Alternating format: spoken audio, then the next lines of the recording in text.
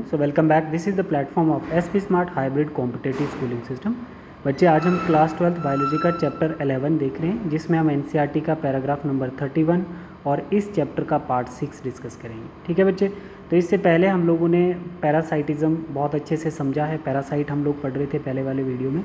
हम लोग population interaction देख रहे हैं, है ना, जिसमें एक पैरासाइटिज़म में क्या होता है कि एक को बेनिफिट होता है और एक को लॉस होता है। तो अब यहाँ पर हम लोग देख रहे हैं, जैसे पैराग्राफ 31 में क्या है बच्चे कि the malarial parasite need to vector, जो मलेरियल पैरासाइट्स हैं बच्चे, जैसे mosquito, to spread the other host, जैसे ह्यूमन पे वो स्प्रेड करेगा। Majority of the parasite harm the host, majority of parasite जो होते हैं वो होस्ट को नुकसान पहुँचाते हैं। They may be reduce the survival, उसके सर्वाइवल को कम करेंगे, ग्रोथ डिक्रीज़ करेंगे, and reproduction of the host, ठीक है, और होस्ट की बॉडी पे वो रिप्रोड्यूस करेंगे, and reduce the population density, और होस्ट की पॉपुलेशन डेंसिटी को भी पैरासाइट कम करते हैं। They might render the host more vulnerable to predations by making it physically weak. तो जो होस्ट होता है तो उसके ऊपर जब पैरासाइट ग्रो करता है तो उसको क्या कर देता है, फिजिकली वीक कर देगा। ठीक है बच्चे, do you believe that an ideal parasite should be able to thrive within the host without harming it. तो आप ऐसा बोल सकते हो कि जो पैरासाइट होता है तो इंडिविजुअल की बॉडी पे बिना हार्म किए हुए रह सकता है। इफ़ पैरासाइट हार्मलेस, अगर पैरासाइट हार्मलेस होगा, no need to evolution occur by the host. अगर पैरासाइट ऐसा होगा तो एवोल्यूशन क्यों होगी? तो इसका मतलब अगर हम डे बाई डे एवोल्यूशन करती है, हमारी बॉडी इवॉल्व करती है, तो इसका मतलब वो हम पे हार्म करता है।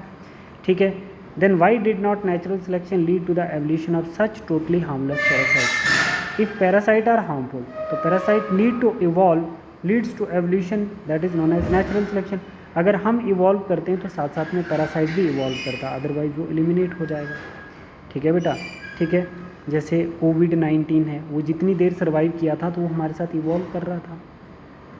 अब इसमें देखो, parasite that feed on the external surface of the organism, जो पैरासाइट्स होते हैं वो किस पे फीड करते हैं बच्चे? एक्सटर्नल सरफेस, बॉडी सरफेस पे ऑर्गेनिज्म की, उसको हम एक्टोपैरासाइट्स बोलते हैं। जैसे टिक्स, माइट, लाइसिस जो होगी एनिमल पे, तो ये क्या हैं? एक्टोपैरासाइट्स हैं। ठीक है, the most familiar example of the group are lices on humans, humans के ऊपर लाइसिस होंगी। टिक्स किस पे होंगी? डॉग्स पे। माइट्स भी डॉग्स पे होंगी। Many marine fishes also infested with ectoparasite copepods, कुछ फिशेज होती हैं जो अपनी बॉडी के ऊपर फीड करवाती हैं किसको? छोटी छोटी फिशेज को, तो उनको हम मेराइन फिश कहते हैं, जो क्या करती हैं, बड़ी फिश को खा के अपने आप को ग्रो करती हैं, तो उनको हम एक्टोपैरासाइट कॉपीपोड्स बोलते हैं। ठीक है, जैसे प्लांट्स में कैस्क्यूटा है, कैस्क्यूटा है। अब ये जो कैस्क्यूटा प्लांट होता है ये ग्रो करता है दूसरे प्लांट पे, जैसे झाड़ियों पे ग्रो कर जाएगा। ये हेज प्लांट है और ग्रीन कलर का कैस्क्यूटा है। ठीक है, तो ये जैसे झाड़ियों पे ग्रो करेगा तो इसका क्या होता है, इसका क्या होता है कि that commonly grow on the hedge plants. Hedge plant का मतलब छोटी छोटी झाड़ियों पे ग्रो कर जाए।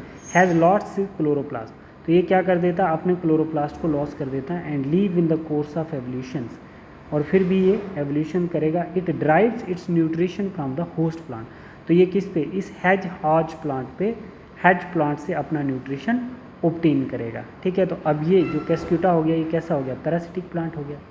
ठीक है बच्चे, तो आप पैरासिटिक प्लांट की एग्जांपल क्या दे सकते हो? कैस्क्यूटा दे सकते हो बेटा।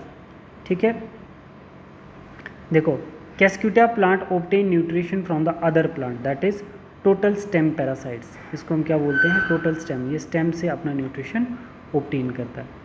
अब यहाँ पे देखो क्या बोल रहा है, जैसे the female mosquito is not considered a parasite. Female mosquito को हम पैरासाइट कंसिडर नहीं करते हैं। क्यों?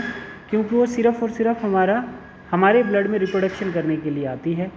Can you explain why? क्योंकि बच्चे हमारे आरबीसीज की जो शेप होती है वो कैसी होती है? बाइकनकेव शेप होती है, और बाइकनकेव शेप में उसको अपने एग सेफ लगते हैं और वहाँ पे वो हैच करती है। जैसे जिनको सिकल सेल एनीमिया होता है तो उनके आरबीसीज कैसे होते हैं? सिकल शेप, मतलब मून लाइक होते हैं, तो उसमें उसके एग जो होते हैं वो सेफ़ नहीं रहते हैं, उसको लगता है कि इसमें सेफ़ नहीं है, तो इसीलिए वो इसमें एग हैच करती नहीं है। तो इससे क्या हो जाता है बच्चे कि जो लोग सिकल सेल एनीमिया वाले होते हैं उनको मलेरिया नहीं होता है। ठीक है, तो ये हमने यहाँ तक देखा। Female mosquito is not considered a parasite because it need our blood for reproduction, not parasite long time. ठीक है, ज़्यादा देर तक हमारी बॉडी पे वो नहीं रहती है। In contrast endoparasite, in contrast जैसे एक्टोपैरासाइट के कॉन्ट्रास्ट क्या होगा? Endoparasite are those that live inside the host body at different site, जैसे लीवर पे मिलेंगे, किडनी पे, लंग्स पे, जितने भी सेल्स हैं, red blood cells. The life cycle of endoparasite are more complex, क्योंकि वो बॉडी के अंदर रहते हैं, उनका लाइफ साइकिल ज़्यादा कॉम्प्लेक्स होता है, बिकॉज दियर एक्सट्रीम स्पेशलाइजेशन, उन्होंने अपने आप को बॉडी के अंदर सर्वाइव करने के लिए बहुत ज़्यादा स्पेशलाइज्ड फीचर डेवलप किए होते हैं। Their morphological and anatomical feature are greatly simplified while emphasizing their reproductive potential. ठीक है, तो उसने अपने जो एनाटॉमिकल और मॉर्फोलॉजिकल करेक्टर जो है, जो ऑर्गेनिज्म एंडोपैरासाइट्स हैं, उन्होंने वेल डेवलप्ड करके रखे हैं, जिसकी वजह से वो हमारी बॉडी के साथ साथ अपने आप को इवॉल्व कर रहे हैं, जिसकी वजह से वो सर्वाइव कर रहे हैं एंडोपैरासाइट। ठीक है, नहीं तो हमारी बॉडी उनको मार सकती है। फिर सेम करेक्टर आ गया। अब यहाँ पे आप लोग देखोगे, ये वाला देखो, एक कॉन्सेप्ट है आपके पास ब्रूड पैरासिटिज्म। ब्रूड पैरासिटिज्म किस में होता है? बर्ड्स में। अब यहाँ पे पैरासिटिक कौन है? बर्ड, मतलब होस्ट पैरासिटिक। पैरासाइट कौन है? ये देखो ना, पैरासाइट है बर्ड, और होस्ट कौन है बच्चे? पैरासिटिक बर्ड कौन है? कोयल, जिसको हम कुकू बोलते हैं। और होस्ट बर्ड कौन सा है बच्चे? क्रो। ठीक, अब आपने यहाँ पे देखना है कि ये जो पैरासिटिक बर्ड है बच्चे, ये जो कोयल है, ये क्या करती है? एग हैच कर देती है क्रो के नेस्ट में। किसके नेस्ट में बच्चे? क्रो के नेस्ट में। तो जो ये होस्ट हो गया ना, फिर इसके नेस्ट में आ गया तो ये होस्ट हो गया। मतलब पैरासिटिक बर्ड कोयल जो है वो एग अपने किस में डाल गई? क्रो के नेस्ट में। तो अब होस्ट कौन हो गया? बर्ड हो गया ना बच्चे। वही तो, इसको पैरासाइट कंसीडर करो कोयल को, और क्रो को होस्ट कंसीडर करो, क्योंकि कोयल ने अपने एग इसमें डाल दिए। होता क्या है कि इन दोनों के एग जो होते हैं, क्रो और कुकू के, बिल्कुल सेम होते हैं। तो जो क्रो है, ये बिल्कुल, क्रो जो बिल्कुल नहीं पहचान पाती है कि मेरे एग हैं कि कुकू के हैं। तो बाद में पता चलता है जब हैच कर लेता है प्रॉपर ये बर्ड, कौन सा? क्रो, जब कम्प्लीटली हैच कर लेता है ये सारे एग, कोयल के भी और अपने भी, तो बाद में पता चलता है कि वहाँ से कोयल के बच्चे निकल जाते हैं। तो because egg shape size it's similar to each other shows brood parasitism, इसको हम बोलते हैं ब्रूड पैरासिटिज्म। अब यहाँ पे भी आप देख सकते हो बच्चे, जैसे यहाँ पे क्या कॉन्सेप्ट आया कि ये जो बर्ड है, कुकू जो है, ये क्या हो गया? ये पैरासाइट हो गया। ठीक है, और क्राउ जो है ये क्या हो गया? होस्ट हो गई। ठीक है, क्यों? क्योंकि कुकू के एग को होस्ट कौन कर रहा है? क्राउ। ठीक, तो अब इसको पढ़ते हैं, बड़ा इंटरेस्टिंग सा पार्ट है ये। Brood parasitism in birds, birds में देखने को मिलता है, is a fascinating example of parasitism. इनकी एक फैसिनेट एग्जाम्पल है, अट्रैक्ट करती है ना, पैरासाइटिज्म में। इन विच द पैरासिटिक बर्ड, जो पैरासिटिक बर्ड्स हैं, लेज it's egg in the nest of its host, है ना।